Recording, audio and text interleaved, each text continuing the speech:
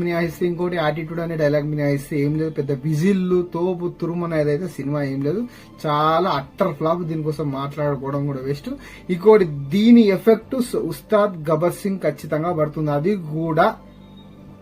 అది కూడా రీమేక్ తెలిసిందే. తెరీ సినిమాకి రీమేక్ ఆల్రెడీ తెలుగులో వచ్చింది. అరే ఎందుకురా అసలు ఎట్లా ఒప్పిస్తున్నాడు హరీష్ శంకర్, అది మెయిన్ అనిపిస్తున్నాడు. ఈ ప్రొడ్యూసర్లు కూడా ఎట్లా ఒప్పుకుంటారు ఈయన సినిమాని, అదే విచిత్రం. మెయిన్ ఏంటంటే అది ఎంత బడ్జెట్ పెట్టిస్తున్నాడు అంటే ఈయన గుడ్డిగా నమ్మి వరదింగుతారు అందరు. కానీ నిజంగా సినిమా అయితే పీకింది. ఇక అంతకుమించి సినిమా కోసం పెద్ద చెప్పాల్సిన అవసరం లేదు. ఇది హరీష్ శంకర్ గారి కెరియర్ లోనే ఎప్పుడైతే హరీష్ శంకర్ అయినా చిరంజీవి అయినా అన్నయ్య అని అన్నారంటే ఆయనకి రాడు దిగినట్టే.